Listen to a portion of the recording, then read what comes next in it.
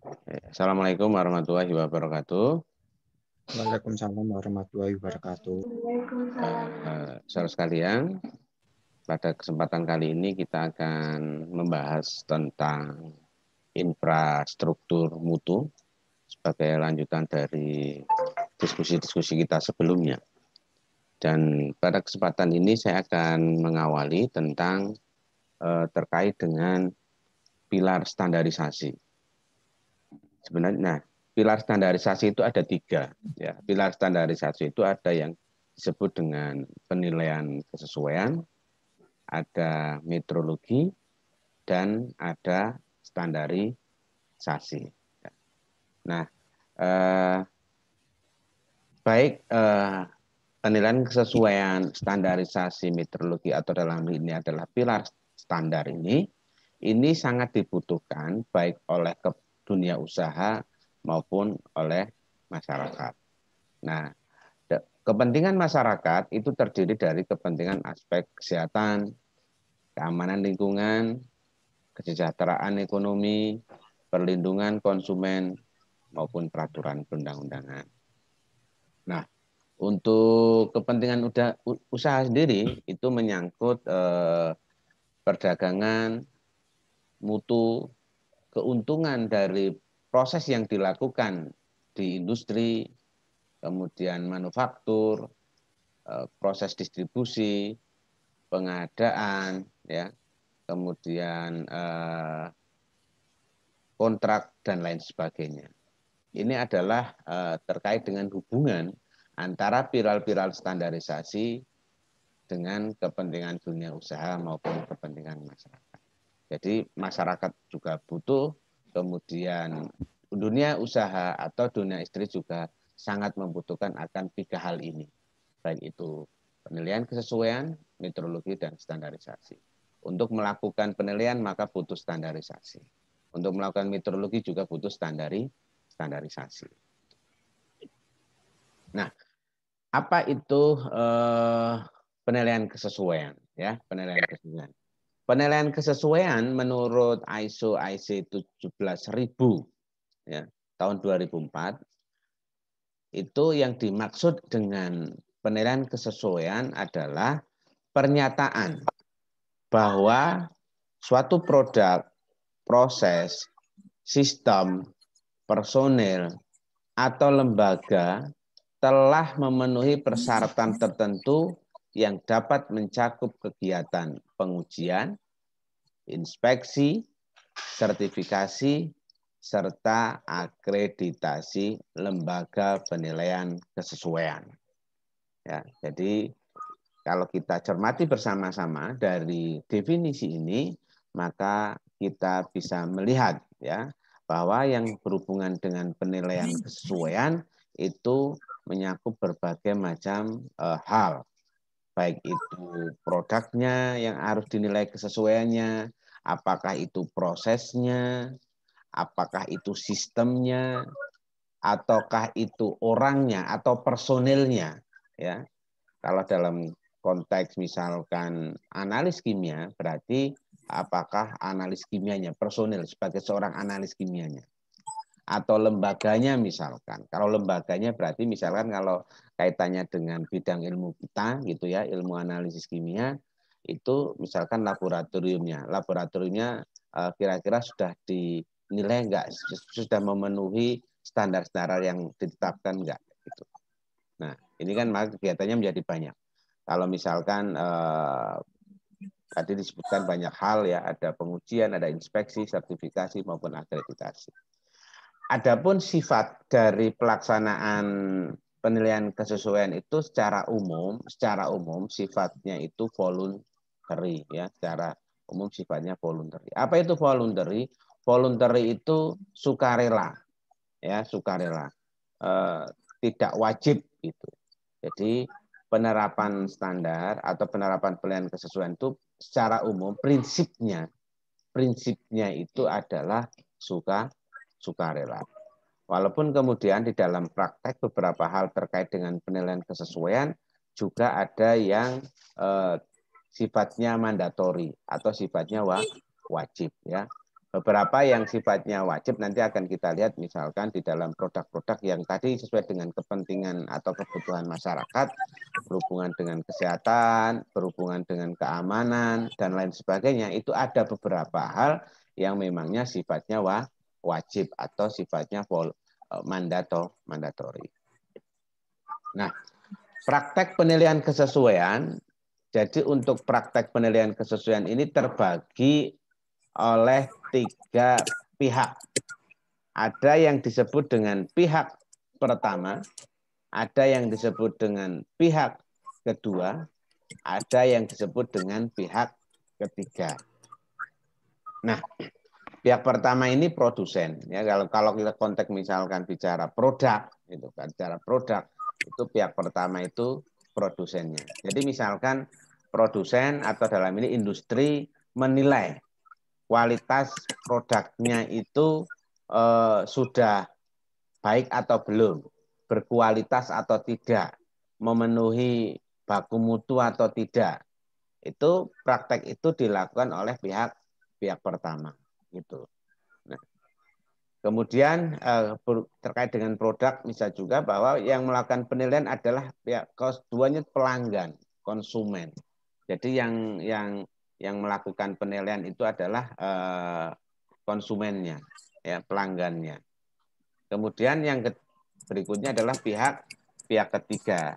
Ini adalah pihak yang independen, selain dari produsen maupun selain dari konsumen.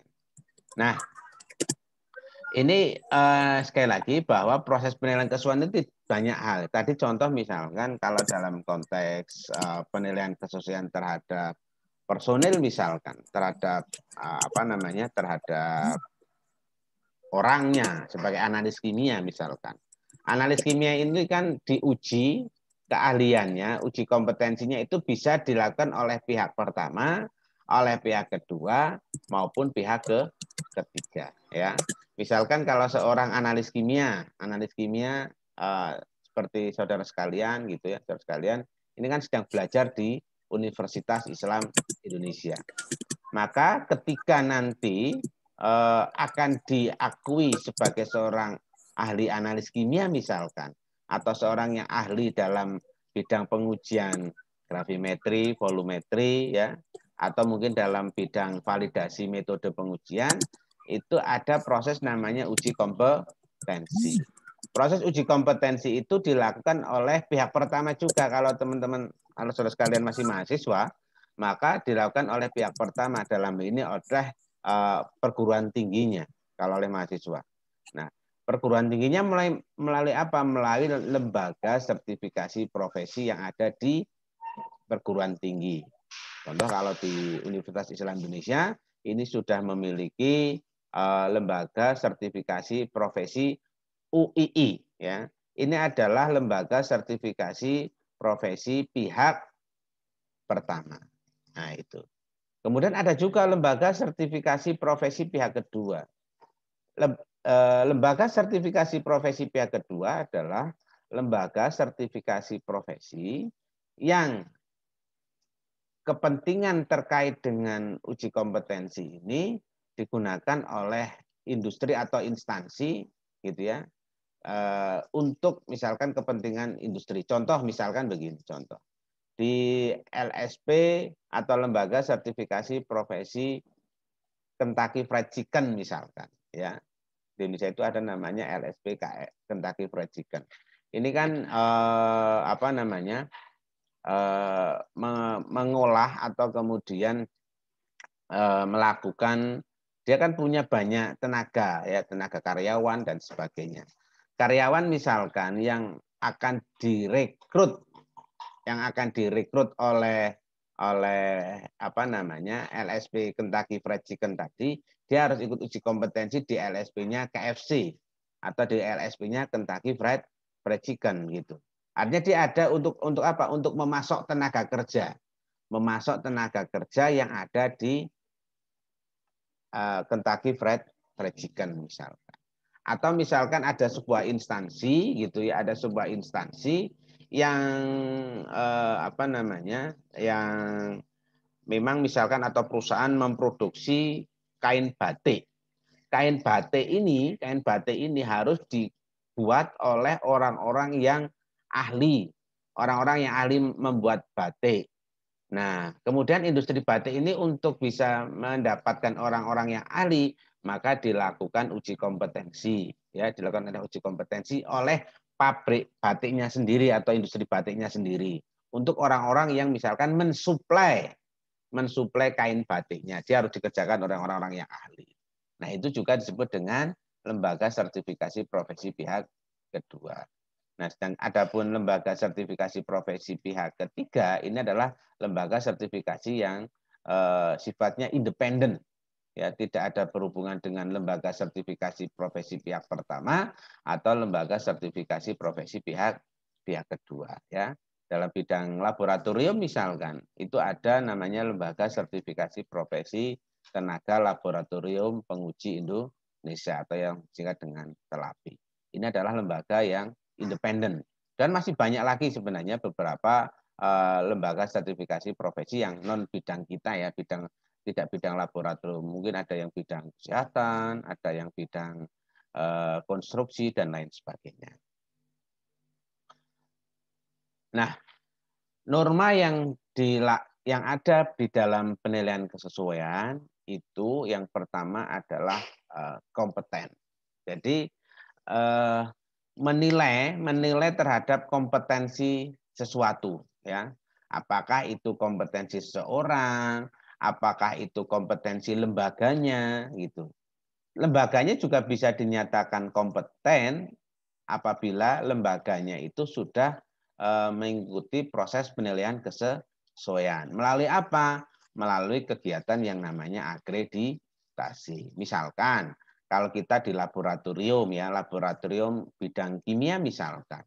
Di laboratorium pengujian yang dinyatakan laboratorium itu kompeten, maka laboratorium itu harus mengikuti proses penilaian kesesuaian melalui kegiatan akreditasi. Oleh siapa? Oleh Komite Akreditasi Nasional. Itu dinyatakan kompeten. Kemudian norma berikutnya adalah penilaian kesesuaian itu tidak boleh memihak. Ya, tidak boleh memihak. Jadi tidak boleh suatu lembaga penilaian kesesuaian berpihak pada seseorang atau sekelompok orang atau pada misalkan pihak-pihak tertentu, tidak boleh, ya, karena sifat dari penilaian kesesuaian itu adalah independen, ya, tidak boleh memihak oleh tekanan apapun, misalkan oleh tekanan komersial, ya, oleh tekanan komersial misalkan, atau mungkin oleh tekanan pimpinan, itu tidak boleh. Jadi sifatnya yang namanya penilaian kesesuaian itu tidak memihak, atau dengan kata lain penilaian kesesuaian itu harus sifatnya independen, ya. Kalau misalkan begini, di laboratorium misalkan, laboratorium kan melakukan pengujian. Proses pengujian itu kan juga sebuah proses penilaian kesesuaian. Nah, orang mau melakukan pengujian misalkan ada request dari seseorang misalkan. Tolong ini kalau nanti diuji hasilnya harus sesuai dengan baku mutu, harus sesuai dengan standar kualitas yang ditetapkan oleh pemerintah. Ya, belum diuji sudah request, ya, udah di request, itu nggak boleh. Itu berarti bisa jadi pihak pelanggannya melakukan penekanan, ditekan, nggak boleh, ya, tidak boleh. Jadi sifatnya itu independen itu. Makanya kalau seorang analis kimia berkarya di laboratorium, ya ketika bekerja pun harus tetap dalam porsi yang independen. Tidak boleh ada tekanan yang memaksa ini hasilnya karena ini industri, misalkan industri farmasi misalkan. Ini nanti hasilnya sesuai dengan keputusan Badan POM, ya, nah, gitu. Atau sesuai dengan baku mutu kualitas obat misalkan. Nah, itu juga tidak boleh. Harus apa adanya. Tidak ada apanya, ya, yang harus apa adanya. Kemudian terbuka bagi semua pihak. Ya, kegiatan penilaian kesesuaian itu siapapun boleh mengikutinya, ya. Tidak eksklusif hanya untuk kalangan tertentu gitu. Tidak, semuanya boleh mengikuti kegiatan penilaian kesesuaian. Tidak itu memandang apa namanya background sesuatu ya, atau misalkan dalam ini orangnya, kalau personil, atau mungkin organisasinya ya, nggak boleh ya. Makanya terbuka bagi siapapun terbuka. Nah, maka tidak ada namanya ini kepentingan politik sehingga tidak boleh ikut kegiatan penilaian kesesuaian. Tidak boleh. Yang namanya penilaian kesesuaian ini sifatnya harus terbuka dan siapapun boleh mengikuti. Kemudian norma berikutnya adalah transparan. Tidak boleh ditutup-tutupi. Maka kalau melakukan penilaian proses penilaian kesesuaian ya apa adanya. Bahkan contoh misalkan ketika melakukan uji kompetensi, transparan. Anda akan dinyatakan kompeten atau belum kompeten, transparan. Ya, jadi baik yang melakukan penilaian kesesuaian atau yang dinilai itu terbuka. Ya, tidak boleh ada sesuatu itu harus hasilnya ini ditutup-tutupi, tidak boleh gitu. Karena ada suatu hal nggak boleh. Kemudian efektif karena memperhatikan kebutuhan pasar dan peraturan perundang-undangan yang berlaku. Kemudian berikutnya adalah konvergen dengan pengembangan penilaian kesesuaian yang ada di tingkat internasional. Nah, sebaiknya kalau kegiatan penilaian kesesuaian memang biar penilaian kesesuaian itu bisa ada pengakuan secara internasional, maka harus menyesuaikan dengan perkembangan penilaian kesesuaian yang ada di tingkat internasional. Contoh misalkan, dalam sistem manajemen mutu, itu yang terbaru itu adalah menurut ISO 9001 tahun 2015. Maka karena organisasi dunia seperti ISO itu sudah menerapkan atau memperbaharui standar untuk sistem penilaian kesesuaian dalam konteks sistem manajemen mutu, maka penerapan terhadap sistem manajemen mutu di organisasi apapun kalau berdasarkan pada ISO maka harus mengikuti standar ISO yang terbaru. Nah, misalkan juga dalam hal di laboratorium misalkan. Di laboratorium itu kan standar internasionalnya sudah mengikuti standar ISO 17025 versi tahun 2017. Oleh karena itu, di lembaga penilaian kesesuaian atau dalam laboratorium, maka agar dinyatakan kompeten ya harus dinilai oleh badan akreditasi yang sudah mewajibkan menerapkan ISO 17025 versi 2017. Maka di laboratorium juga harus menyesuaikan. Di laboratorium harus menyesuaikan penerapan ISO 17025 versi 2015. Jangan mengacu yang pakai yang lama. Yang lama taruhlah ISO 17025 versi tahun 2005. Maka sudah tidak boleh menggunakan yang versi 2005, tapi harus menyesuaikan dengan versi yang terbaru, yaitu versi tahun 2017. Nah, ini tahapan penilaian kesesuaian, ya tahapan. Tahapan ini yang pertama adalah seleksi, melakukan seleksi. Objeknya apa? Ya, objeknya apa atau objeknya siapa?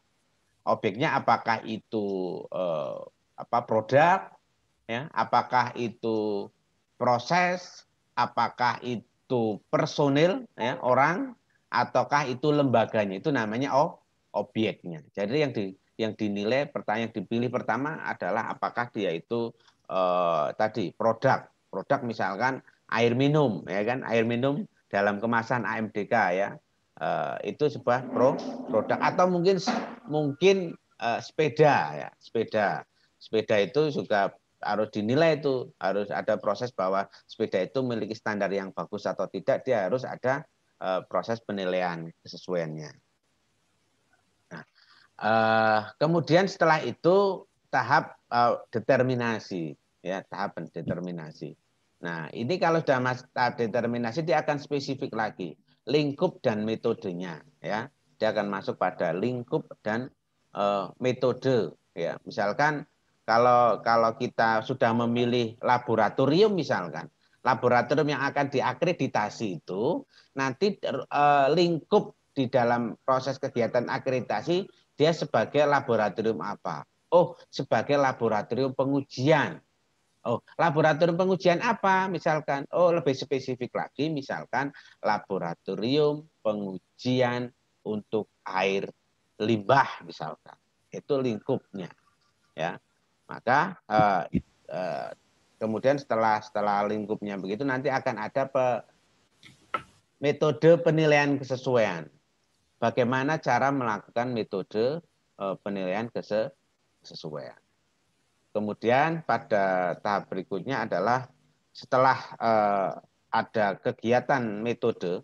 Jadi kalau metode ini misalkan kalau kita bicara tadi ya di laboratorium akreditasi, maka dia ada namanya metode assessment.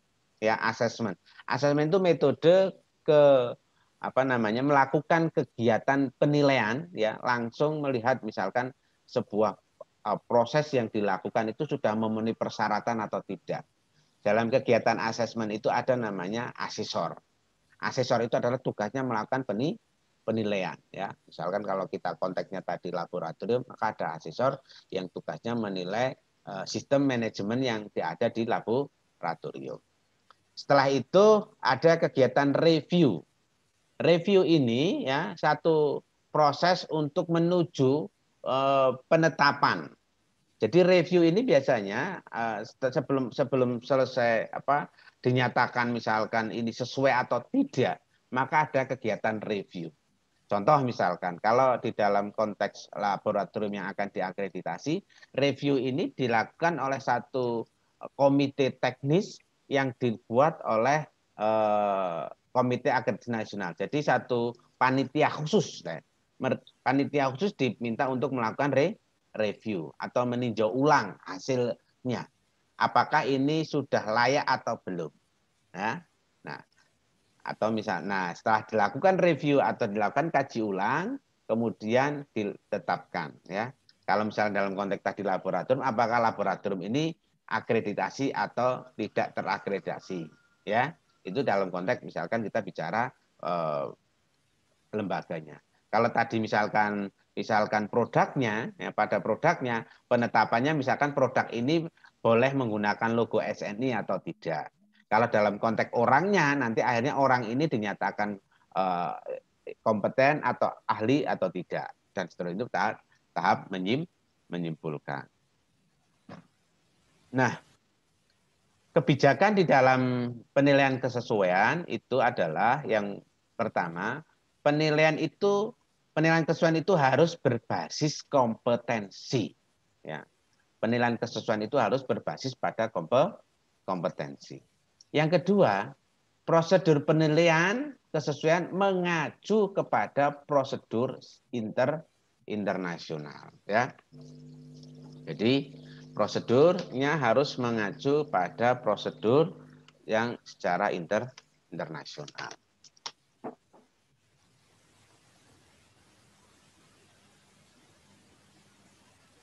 Kemudian yang berikutnya adalah mengupayakan pengakuan internasional dan saling pengakuan untuk memfasilitasi transaksi perdagangan.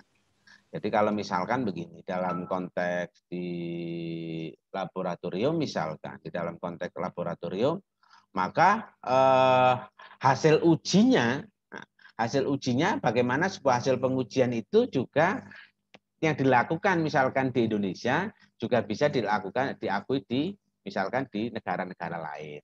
Ini kalau sudah ada proses pengakuan ini, misalkan ada produk tertentu ya, produk A misalkan diuji Indonesia mau diekspor ke luar negeri, karena sudah ada saling pengakuan, maka di luar negeri tidak perlu ada yang namanya pengujian ulang. Nah, itu kenapa kemudian harus ada pengakuan yang bersama-sama. Nah, kemudian ini kita akan masuk ke beberapa hal kaitannya dengan penilaian kesesuaian. Yang pertama adalah pengujian, ya. Berdasarkan ISO IEC 17000 tahun 2004, pengertian dari pengujian itu adalah penentuan satu atau lebih karakteristik objek penilaian kesesuaian berdasarkan sebuah prosedur pengujian yang dapat dilakukan terhadap bahan, produk maupun proses. Ya, berarti bisa juga pengujian itu ya pada bahannya, produknya, ataupun prosesnya.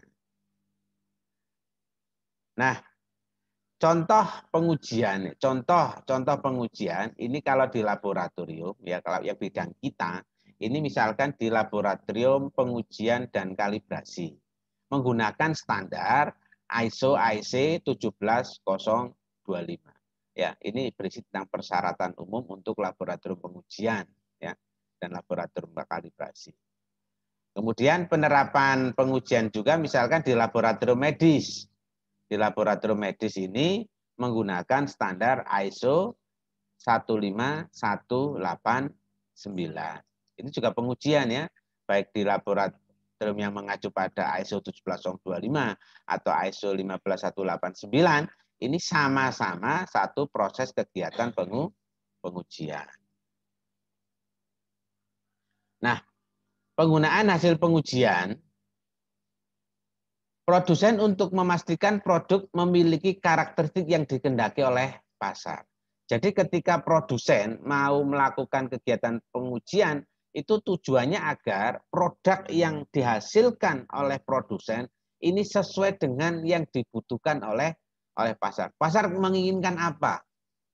Ya, jadi kalau misalkan ada industri, misalkan industri melakukan pengujian, maka dia kan memastikan bahwa produk yang dihasilkan oleh industri ini kan sesuai dengan kriteria-kriteria kebutuhan oleh konsumen, ya, oleh pasar. Jadi konsumen juga sudah, seorang produsen atau pihak-pihak industri juga sudah melakukan pengujian, tetapi ada tujuannya adalah sudah sesuai dengan karakteristik yang dikehendaki oleh pasar atau belum. Kemudian bagi konsumen, ya, pengujian itu tujuannya untuk memastikan bahwa produk yang dibelinya memiliki karakteristik sesuai yang dikehendakinya. Kemudian bagi regulator, ya, misalkan pemerintah dalam hal ini, ya, untuk memastikan bahwa karakteristik produk yang beredar tidak membahayakan kepentingan, keselamatan, keamanan, kesehatan, dan warga negara, serta kelestarian lingkungan hidup. Jadi kegiatan pengujian memang ada 3. Jadi apa yang tujuan dari produsen, tujuan dari konsumen, ataupun regulator, gitu ya, dan pemerintah. Nah, kemudian setelah penilaian kesesuaian yang berikutnya adalah inspeksi. Ya, setelah tadi pengujian, maka contoh penilaian kesesuaian berikutnya adalah inspeksi. Nah, di dalam ISO IEC 17000 tahun 2004 dinyatakan bahwa inspeksi merupakan pemeriksaan terhadap desain produk, proses, pabrik, ya, atau instalasi dan penetapan kesesuaiannya dengan persyaratan tertentu atau persyaratan umum berdasarkan pertimbangan profesional. Ini adalah definisi inspeksi menurut ISO IEC 17000 tahun 2004. Kemudian pengertian lain terkait dengan sertifikasi. Jadi tadi penilaian kesesuaian yang pertama pengujian, yang kedua itu adalah inspeksi, yang ketiga itu sertifikasi. Nah, pengertian sertifikasi merupakan pengesahan dari pihak ketiga yang berkaitan dengan produk, proses, sistem, atau orang, dan sertifikasi dapat diterapkan untuk semua objek penilaian kesesuaian. Ya, ya meskipun tadi beberapa hal juga akhirnya ada yang pihak pertama, pihak kedua, dan ketiga. Kemudian, nah, tipe sertifikasi ini bisa pada proses sistem manajemen, ya, proses sistem manajemen. Misalkan organisasi akan menerapkan sistem manajemen yang baik berdasarkan ISO 9001, ya, maka organisasinya akan memperoleh sertifikasi sistem manajemen berdasarkan ISO 9001. Misalkan begitu. Kemudian produk juga ada kegiatan sertifikasi. Di Indonesia kegiatan sertifikasi produk ini diperuntukkan untuk produk-produk ya, misalkan yang ber-SNI ya. Maka ini namanya sertifikasi produk. Siapa yang memberikan sertifikasi produk? Yaitu lembaga penilaian kesesuaian, dalam hal ini adalah lembaga sertifikasi produk gitu. Kemudian, nah ini sistem manajemen tadi sertifikasi ya, ada banyak sistem manajemen. Sistem manajemen mutu berdasarkan ISO 9000 atau 9001. Sistem manajemen lingkungan berdasarkan ISO 14000 atau 14001. Sistem kesehatan dan keselamatan kerja berdasarkan OSHAS. Sistem Hygienic Hazard Analysis and Critical Control Point atau HACCP. Kemudian sistem sertifikasi terkait dengan good practices ya, termasuk GMP atau Good Manufacturing Practice. Berikutnya adalah akreditasi. Ya, berikutnya adalah akreditasi.